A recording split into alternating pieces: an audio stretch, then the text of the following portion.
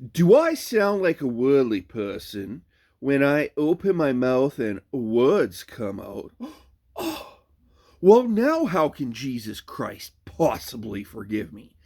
And that's how I find most Latter day Saints react when I am being my honest and authentic self and not carefully tailoring everything that I say to cater to their sensibilities. And from what I find is if you cannot handle me, you can't handle most people on planet Earth. Okay? When I was 19, I believe, in Houston, BC, my father said to me, I was just talking, and he said something to the effect that, son, I wish that I could have raised you in Alberta where the church is strong, because the way that I was conveying myself um, was not very converted like. It was not very Mormonly, according to the way that a lot of people in Alberta in the Church of Jesus Christ of Latter day Saints express themselves. I grew up in a very liberal area, and only half my family's Mormon. I had a relationship with that non Mormon half for most of my life. And I have found that my opinions and my attitudes really take a lot of members aback. They're just shocked. They're just appalled. They're just, this guy is not converted. I am not seeing the right things that indicate in their minds that I have properly internalized the gospel. And it has been my experience that, irregardless of my behavior, what is really important to most members of the church is that they feel that I'm on their side, that I am expressing opinions and desires that indicate to them that I have accepted the gospel program or programming. And because I grew up away from where the church is strong, that I sound like an outsider with outsider opinions, not an insider with insider opinions and desires. And a lot of members are very taken aback when this is indicated to them. And how could I have any deep reservations or deep resentments for the gospel? Oh! And that is the attitude that I've often encountered living in Alberta, moving to Alberta, and being around members of the church at a ward level of congregation instead of a small branch.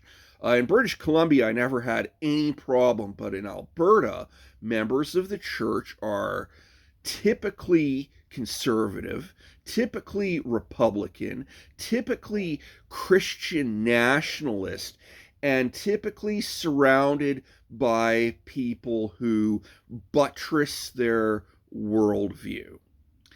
And when someone among them is not expressing that worldview along with them, they're just not used to it. The church and the church's culture has become an echo chamber. It's become a bubble. Many members are, I believe the word is cloistered. Many members are cloistered. Many members are insular. Many members are religiously ethnocentric, and many members are parochial. And it shows. It really shows in the way that they express themselves when they get on that pulpit, when they bear the testimony, or just in casual conversation. And I have found in the Latter-day Saints here in Alberta, they are just, other worldviews are just so alien to them, it's a shock. They are appalled. They are morally accosted or whatever.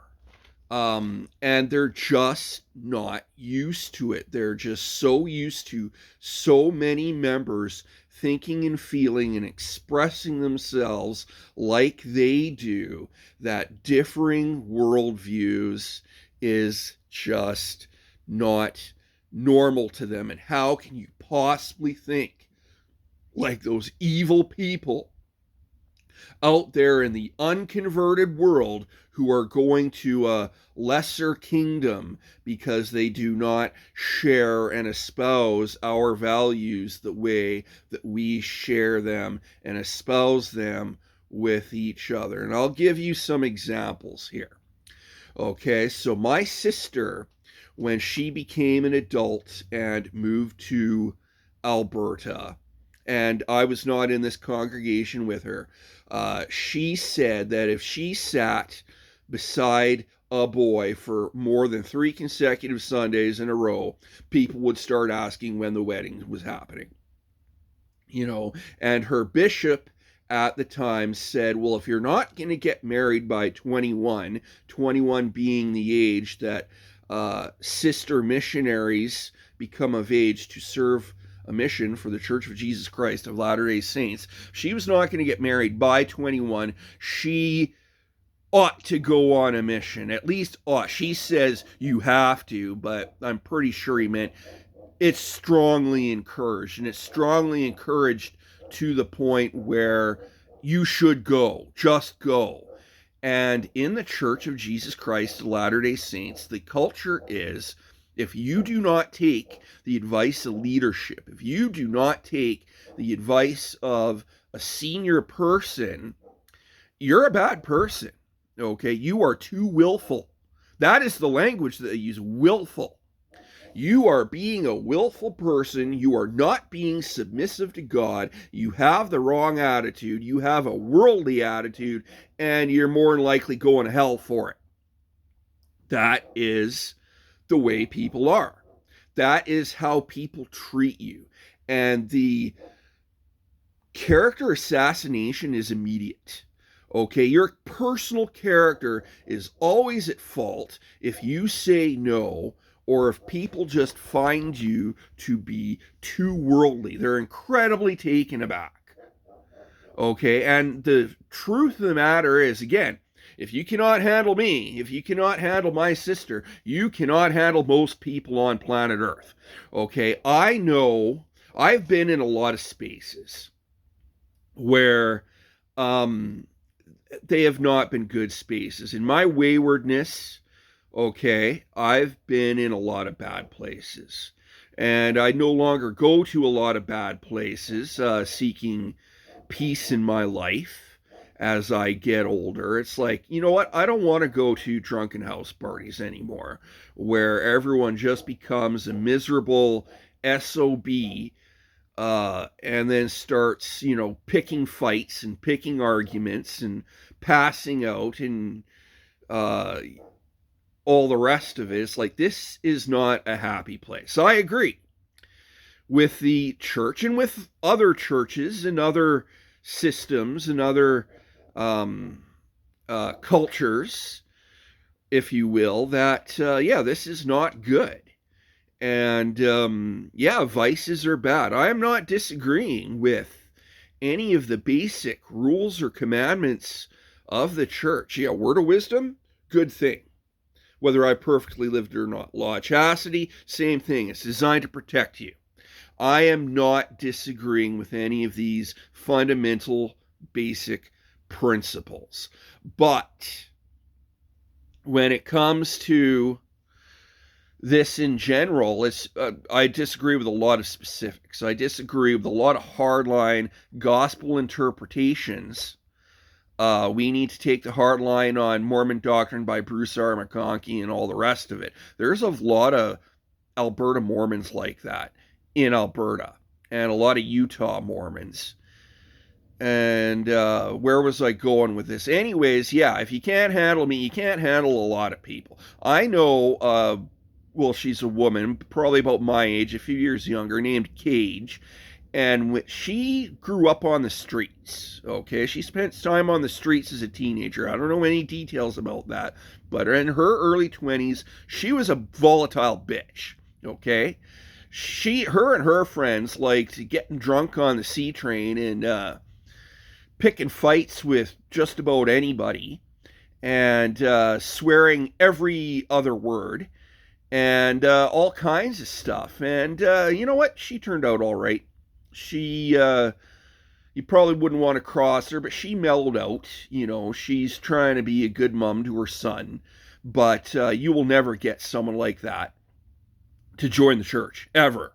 The likelihood of that happening is slim to none.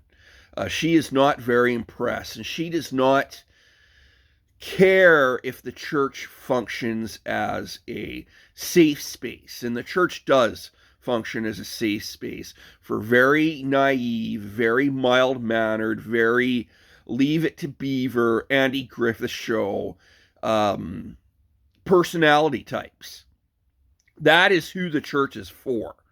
Okay, largely that is who the church is catering to. And if you don't cater to those sensibilities, if you disrupt that space, that is a tremendous problem and you will be removed. And this is the type of person in her 20s where if you bring her out to church, she's liable to get into a fight with somebody and roll on the floor and punch their lights out. Even the bishop, maybe. And meanwhile, I have people sermonizing and yapping constantly. Share. Do you really want group home style individuals going to your congregation and causing disruption? The church is not equipped and the members are not equipped to handle these types of individuals. That's the truth. That's the reality of it. And we keep saying that the gospel's for everybody. The gospel's for everybody. There are people that you just can't help. And it's not necessarily because they're beyond help or they don't want to be helped. It's because you are not equipped to help them. Does that mean they're hopeless? Does that mean that Jesus Christ can't forgive them? No, again, I know a couple women actually where they've gone through tremendous abuse in their lives. They've been complete volatile bitches in their early 20s, and they have made tremendous improvements to recovery and to acting like adults, to being responsible. And really, I just want to commend these women and their efforts. And I want to acknowledge all people, who turn their lives around, and they may not be perfect. They may be rough around the edges. They may, have some serious, flaws when it comes to how they convey themselves, but have made tremendous efforts to getting their lives out of the gutter. And the problem we have here is that there's too many Ned Flanders types, there's too many Cyclopses in the church who think that Wolverine is a villain. They do not understand how Wolverine from the X-Men could possibly be a hero, how he can be gruff and tough, but have a sense of honor, to paraphrase Stan Lee here, who did not create the character, by the way. They just want this, they want peace and behavior and conformity, really. And the gospel really does boil down to conformity. All the rules. People expect that once you become interested, you're going to want to get a haircut and look just like them and espouse yourself the way that the majority of them are espousing themselves. And you fitting the majority indicates to them how much you're willing to sacrifice in order to be part of the gospel. This is how we become more like our Heavenly Father, is by being William James from Mobsters and Mormons, being Ned Flanders, being the type of personality that, leapt out of a 1950s comedy sitcom and, hey, honey, I'm home. Where's my dinner?